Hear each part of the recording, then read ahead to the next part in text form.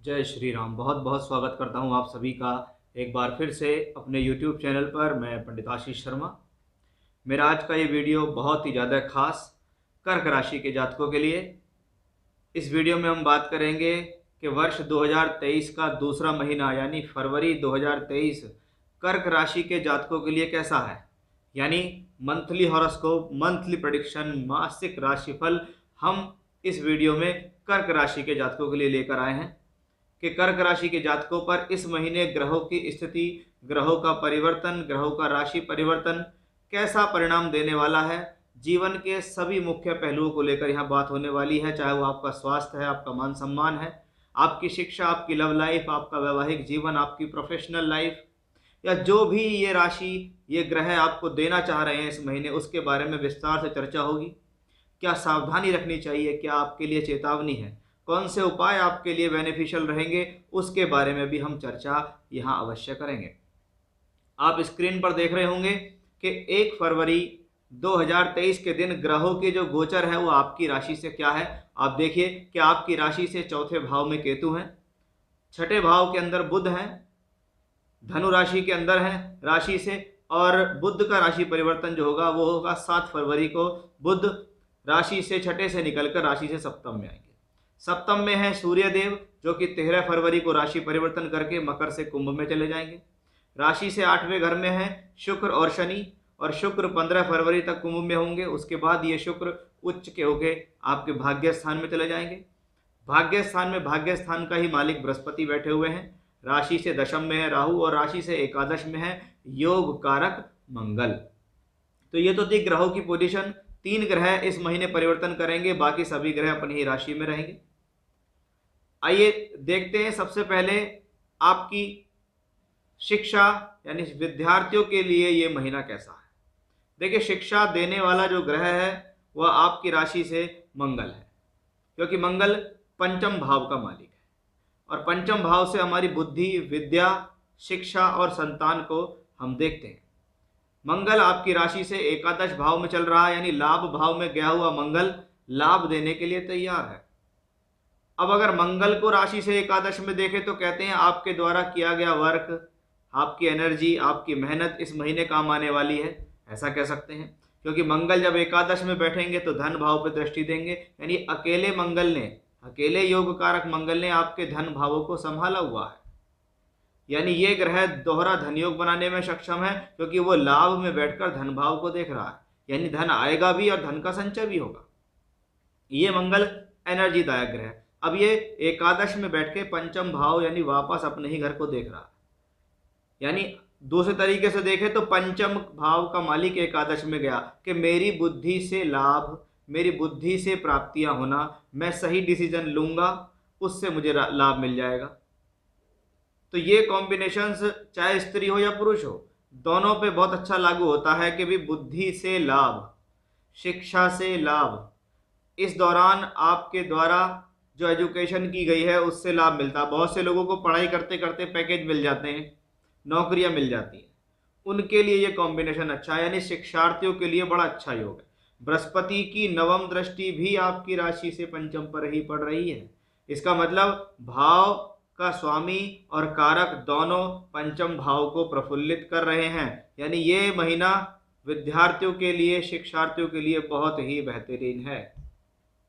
अब यही मंगल दशम का मालिक है, यानी ये मंगल कार्य क्षेत्र भी दे रहा है, यानी नौकरी कर रहे हो, व्यापार कर रहे हो, किसी भी साधन से अगर आमदनी कर रहे हो तो वो मंगल एकादश भाव में है, यानी आपकी आमदनी को बढ़ाने वाला ग्रह, आपको आमदनी देने वाला ग्रह, आपको नौकरी देने वाला ग्रह, आपको व्यापार कराने वाला ग्रह मंगल है। अगर जिन लोगों के पास व्यापार नहीं चल रहा है या जिनके पास नौकरी नहीं है, तो ये एक प्रबल योग है कि भी फरवरी का महीना आपके लिए बहुत बेहतर है, क्योंकि मंगल एकादश से बैठकर धन भाव को दृष्टि दे रहा है। कर्म का मालिक लाभ भाव में बैठकर धन भाव से संबंध बनाए, यानी कर्म, लाभ और धन तीनों चीज मंगल से आती हैं। अब राहु आपकी राशि से दशम के अंदर है, इसलिए कार्य क्षेत्र में उत्तेजित नहीं होना है, जल्दबाजी नहीं करनी है, क्रोध नहीं करना है, पेशेंस रख के चलना है। जितना धैर्य से काम लेंगे उतना ज़्यादा आपके लिए ये मंगल बेनिफिशियल रहेगा। तो वो एक बहुत सुंदर स्थिति हमें यहाँ दिखाई दी है। अब हम बात करते हैं आपके वैवाहिक जीवन के बारे में कि सातवां घर विवाह वैवाहिक जीवन के लिए जाना जाता है। सातवें घर का मालिक कौन है? शनि है। शनि राशि से आठवें घर में शनि की ढैया के रूप में आ चुके हैं और शनि की ढैया का स्टार्ट होना, राशि से अष्टम में स्टार्ट होना एक चैलेंज से कम नहीं होता। इसके बारे में मैंने अलग से वीडियो बनाया, आप देख सकते हैं, समझ सकते हैं, क्योंकि जो इस ढैया को समझेगा उसके लिए ये ढैया प्रॉब्लमेटिक नहीं है, लेकिन जो इस ढैया से डरेगा उसके लिए ये प्रॉब्लमेटिक है ही है। क्योंकि शनि अगर 2.5 साल के लिए यहाँ आए हैं तो कहीं ना कहीं आपके लिए एक चैलेंज का विषय तो है। इस चैलेंज को स्वीकार करेंगे जीवन में आगे बढ़ेंगे, चैलेंज को स्वीकार नहीं करेंगे तो जीवन में आगे बढ़ नहीं पाएंगे। क्योंकि शनि अगर कर्म कारक होकर राशि से अष्टम में आते हैं तो उनकी तीसरी दृष्टि, जिसको हम टेढ़ी नजर बोलते हैं, वो दशम भाव पर आती ही है। और दशम पर आती है तो वहां राहु है। कब तक है राहु? वहां अक्टूबर तक। यानी कहीं ना कहीं चैलेंजेस आपके लिए बनाता है ये ग्रह, लेकिन इससे समझने की जरूरत है, डरने की जरूरत नहीं है। अब इसके आप देखिए सप्तम भाव में सूर्य है। सप्तम भाव के अंदर जब जब सूर्य का गोचर चलता है तो इसको कहते हैं अहंकार वश पति पत्नी के संबंधों में तनाव आने के योग। सूर्य दूसरे घर का मालिक है, वो यहां पर चल रहा है। इसका मतलब है धन को लेकर तनाव बन सकता है, पैसे को लेकर विवाद बन सकता है, पति पत्नी के बीच जो संबंध है उसमें जो तनाव आ रहा है वो कहीं ना कहीं उसका एक रीजन पैसा भी हो सकता है।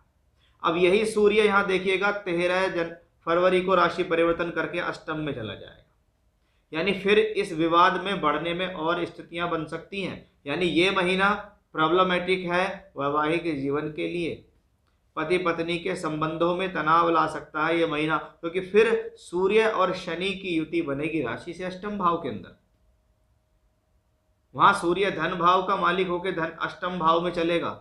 यानी 13 फरवरी के बाद आपको अपने पैसे को भी संभालना है, अपने फाइनेंस का भी ध्यान रखना है, अपने मैरिड लाइफ का भी ध्यान रखना है, अपने स्वास्थ्य का भी विशेष ध्यान रखना होगा। ऐसी स्थिति के अंदर हनुमान जी की आराधना और सूर्य देव की आराधना करना बेनिफिशियल है, लाभप्रद रहेगा। यानी 7th हाउस से रिलेटेड अच्छी स्थितियां नहीं है। 7th हाउस में विवाह ही नहीं, 7th हाउस में पब्लिक इमेज भी है, पद प्राप्ति भी है। तो आपको अपनी सामाजिक स्थितियों को भी सुधारना होगा, अपने धन को भी बचाना होगा, अपने वैवाहिक जीवन को भी बचाना होगा पूरे महीने। अब बुध आपके लिए अभी तक तो विपरीत राजयोग में चल रहे थे, क्योंकि वो 12वें का तीसरे का मालिक होके छठे भाव में है। 7 फरवरी तक फिर ये बुध भी यहाँ आ जाएंगे। अब 12 और तीसरे भाव दोनों आपके लिए शुभ नहीं है, उसका मालिक भी सप्तम में चलेगा, यानी बुध भी सप्तम में आने के बाद चैलेंज ही देंगे। यानी ये महीना वैवाहिक संबंधों के लिए कोई ज़्यादा मधुर नहीं हो रहा है, इसलिए ध्यान भी रखना होगा, उपाय भी करने होंगे। अब आपके लिए सबसे बेनिफिशियल बात यह है कि आपका भाग्य प्रबल है। जहां मंगल प्रबल था, जहां मंगल योग कारक था, जहां मंगल शिक्षा विद्या नौकरी पेशा पैसा धन देने में सक्षम था, तो वहीं भाग्य स्थान का मालिक शुक्र बृहस्पति भी बहुत प्रबल, क्योंकि वो भाग्येश होके भाग्य स्थान में। अब 15 फरवरी तक शुक्र रहेंगे यहाँ, कहाँ पर? अष्टम में। और इसको समझने की जरूरत है कि जब चौथे घर का मालिक अष्टम में चल रहा हो तो कहीं ना कहीं परिवार के अंदर अशांति होती है, कुछ ना कुछ अशांति का माहौल, मन के अंदर घबराहट या बेचैनी रहती है, क्योंकि आपकी तो राशि कर्क है और कर्क राशि अपने आप में ही चंचल स्वभाव वाली है, भावनात्मक है, किसी चीज को बहुत ज्यादा सोच विचार करने वाली मानी जाती है। अब बृहस्पति के साथ शुक्र आएगा कब? 15 फरवरी के बाद। यानी भाग्य स्थान में बृहस्पति, भाग्य ही स्थान में उच्च का शुक्र, तो भाग्य हुआ प्रबल। यानी जहां कमजोरी दिखाई दी वैवाहिक जीवन के अंदर, तो वहीं मजबूती दिखाई दी आपकी प्रोफेशनल लाइफ, धन और भाग्य के भीतर। कि 9वां घर मजबूत है तो भगवान की कृपा रहेगी, किसी न किसी साधन से जीवन यापन चलता रहेगा, भगवान की कृपा से, भगवान के आशीर्वाद से। या भाग्य स्थान को हम कहते हैं धर्म का भाव, और जब हम धर्म से उसको जोड़ देते हैं तो कभी कभी धार्मिक यात्राएं भी इस दौरान करने को मिल जाती हैं। तो आपका भाग्य स्थान बहुत प्रबल होने वाला है बृहस्पति की वजह से। यही बृहस्पति आपकी राशि को भी देखता है, पंचम भाव को भी देखता है, यानी आपके स्वास्थ्य, आपके सम्मान को भी संभाल रहा है, आपकी शिक्षा, विद्या और संतान पक्ष को भी संभाल रहा है। यानी इस महीने अगर देखें तो कमजोरी सिर्फ 7th हाउस में आती है। आपको अपनी पब्लिक इमेज अपनी गलतियों से खराब ना करें। नौकरी कर रहे हैं, कलीग के साथ अपना संबंध अच्छा रखें, बॉस के साथ संबंध अच्छे रखें, किसी बात को लेकर कहासुनी ना हो जाए, या यही स्थिति वैवाहिक जीवन के लिए भी दिखाई देती है। इसके लिए मैंने कहा है कि आप हनुमान जी और सूर्यदेव की आराधना अवश्य करें, उससे आपको लाभ मिलेगा।